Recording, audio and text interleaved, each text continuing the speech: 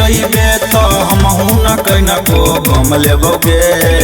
अच्छा ई जखम पर लगावेला मरहम लेबोगे, तोरा चटकी बहिनिया के हम लेबोगे।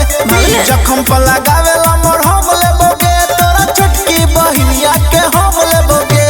बड़ी लबड़ा छी रे।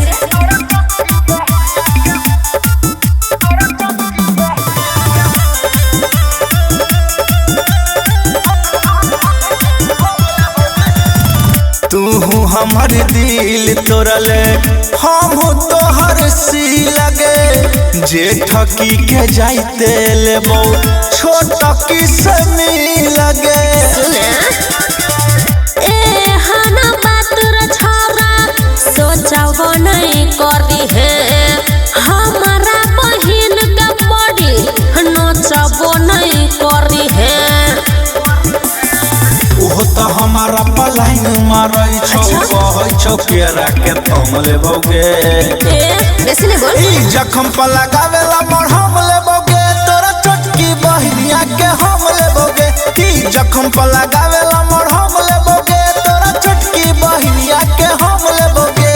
औकाते में बोल।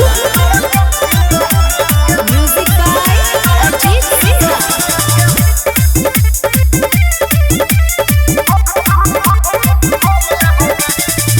जहिया से बियाह लगलो खाए लगल भावगे, हमर बिलाई करे हमर पम्याओगे। आलतू फालतू बाजे नहीं ओने बात कर खत्म रे, दूनु बहिन के ले भी तो लगत शरम रे, बुझले। राइटर सत्येंद्र को हो पवन पुरवैया, पिएला पानी गरम लेबोगे। अच्छा ई जखम पर लगावेला मरहम लेबोगे, तोरा चटकी बहिनिया के हम लेबोगे। ई जखम पर लगावेला मरहम लेबोगे।